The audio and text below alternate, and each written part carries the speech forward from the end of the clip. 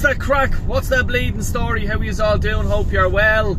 Yes, you've seen the headline, what I have put up in the video. We'll get into that in 2 minutes. I just need to do a bit of house cleaning here before we start.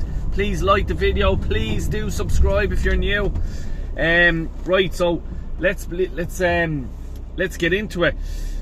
Jesus, three goal masterpiece. He's back. He is back, baby. All the giving out and moaning yous are all doing. Relax, I'm only messing. No, fair play to him. Good goals. It needed the A team to come on and supply him with the ingredients he needed to make his masterpiece. Passes by Odegaard, Saka. You know what I mean? Odegaard especially, I was impressed with that, I must say. What an assist. Was absolutely fucking unbelievable. Well picked out. Saka's goal as well. And I'll give credit to Jesus, like he did take them well.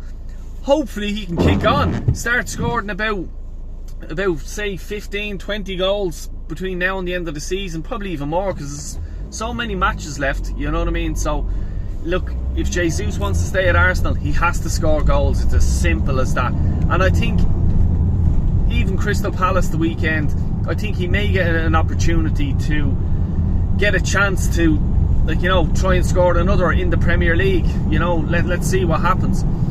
One thing, like, you know, we're into the next round. Brilliant, happy days. But before we get there, I just want to talk about Eddie and Eddie's celebration. Well done, showing nice class there. Still time, is there, Eddie? Edward, is there still time? Is there? Yeah, doing your little celebration like that, you fucking asshole. So I just decided when I seen that, me telly nearly came off the wall, because the cheek of this fucking prick, okay? He was on 150 grand a fucking week. He took 5 million to sign on. He also took the fucking jersey of a legend of the fucking club, okay? And then he goes and does that. Like, just shut your fucking mouth, you fucking dickhead. Seriously, the club has done nothing but supported you through thick and fucking thin, and you go and you start doing a celebration like that, telling the Arsenal fans, like, yeah, there's time left, relax. Go fuck yourself, you fucking absolute imbecile prick. You know what I mean? So what I done, Eddie, was I just wanted to say, let's celebrate Eddie's time at Arsenal. Okay, let's celebrate it. Here's the celebration we'll do. Remember the stats I just says there, the amount of money that the fucker was on. He had 168 games for Arsenal. He scored 38 goals and he had 7 assists. That's not getting value for my money. No fucking way is it, okay? We won't stop there. Let's go to his other clubs. He was on loan at Leeds. He got fucked out of Leeds, by the way. He had 19 games, and in that 19 games he scored 5 goals. He had 0 assists. Masterpiece. Masterpiece, Eddie. At Palace so far this season, 14 games, 2 goals, 1 assist. How is this man robbing a living off clubs? How? I don't fucking understand it. It's a fucking joke, and I'm to disrespect the club, and I'm taking it as a disrespecting to the club. That's what I'm taking. Time. Shut your fucking mouth, you stupid prick. Anyway, let's move on. Arsenal got through. Yes, we got Newcastle the next round. I'm happy with that, because I do want Spurs in the final. I'm going for it. I don't care. I want Spurs in the final.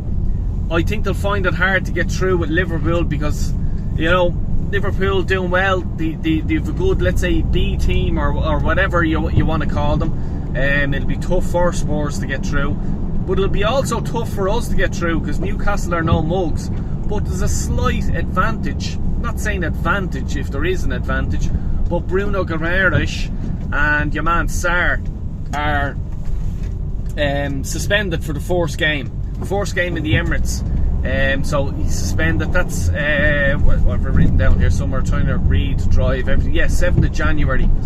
7th of January, that game in the Emirates, and the return leg is in the 4th of February, I think it is. But yeah, so what that means is that we're not going on a summer holidays with the jolly up with the boys away to Dubai like we usually do. The only gap I do see is from the 4th of February, after the second leg of the Newcastle game, St James's Park. It's an 11-day gap in that period in February. The next game is Leicester on the 15th. So we may get our jolly up there on an 11-day break. Is that too short? I don't know. Maybe go to fucking Spain, but we know they'll go to Dubai. So yeah, it'll be interesting to see if they do go on an old holiday. I'm not a fan of it. You're going from hot weather to from cold weather to hot weather to hot weather to cold weather. That's when you get flus and shit like that, like, you know what I mean? But it worked last year. The previous year it didn't work. We had a fucking shit show of a run after coming back. Let's see what happens. Want to get into I'll get into, yes, Cisco has been linked again. Alexander Cisco. The reason for that being is that, like, you know, we were in for him last summer, and he said he wanted another season at Leipzig. He's getting that other season at Leipzig. He's not moving in January, and we've been linked. His debut season, he had 18 goals, 2 assists. Potential. That's potential to me. It's not a proven goal scorer, and I just think Arsenal need a proven goal scorer. So if we're talking, like, he is a 42 million he's rated at on the transfer market thing. He's rated at 42 million. He has a release clause of 55 million. Do you take that risk? Potential. A potential player, do we take that risk? He hasn't been proven in the Premier League. You know what I mean? I'm sick of waiting around. Potential, the next Messi. We have the next Messi and Ronaldo. We have them all in our squad. We don't need that. Like, seriously, we don't need that. Okay? If we're going potential and we're signing potential, take a gamble on fucking Evan Ferguson. He's shite. He had an injury, and I keep saying to everyone, and I know the chap, I know people who know him and stuff like that. When Alexis McAllister left Brighton, and Casado, they were the players that were feeding him the ball, that were able to put it through to him, and he was able to score goals, hat-tricks in games and stuff like that, proven in the Premier League. Now, you put him in Jesus' position, you have Martinelli, you have Trossard, you have Saka, you have Odegaard, feeding him the balls, Declan Rice. I think it would work, and that's just me. I'd probably have my Irish heart and hat on there, thinking I'd love him at Arsenal.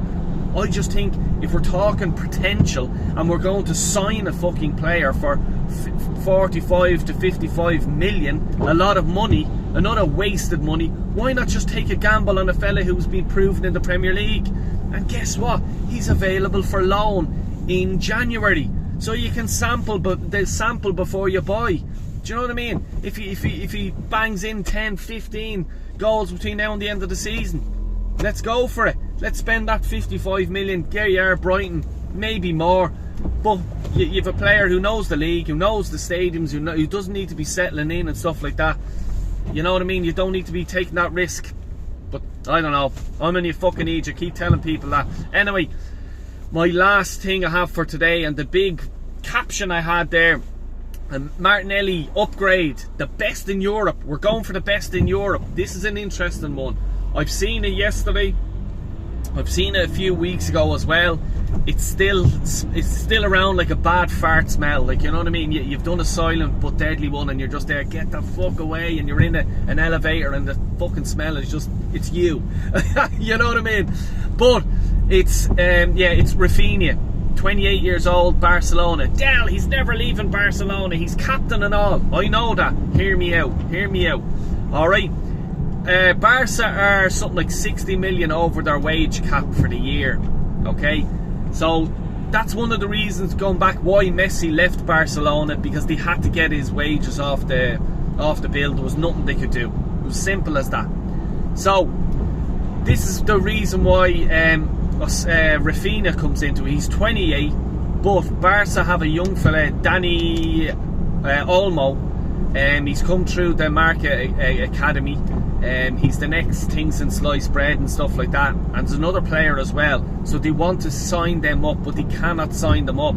And there's a court case happening in, I think it's December 27th or something like that, or 23rd or something like that, whatever. But that is happening. so they can sign him and stuff like that. But they have to balance the books. They have to balance the books. If they don't balance it, they can't sign this Olmo fella. So in saying that, Rafinha is worth he's worth 75 to 90 million. That's what he's worth. Do you know what I mean? So basically they get rid of him, they sort the problem out. That's as simple as. That's the way it is. The Barca, the La Liga rules are pretty strict on that. That's the reason why they had to get rid of Messi, an absolute legend of the club. So it'll be interesting to see if they do sell him. He's proven in the Premier League with Leeds. He was, like, you know, he was absolutely quality in Leeds, and his stats are actually unbelievable. He has, this season, he has 24 games, 17 goals, 10 assists. That's unreal. Key passes, 60. That's unbelievable. Like, it really is. Like, he's really hit the ground running in La Liga. He done brilliant in for Leeds as well. That's how he got his move to Barcelona.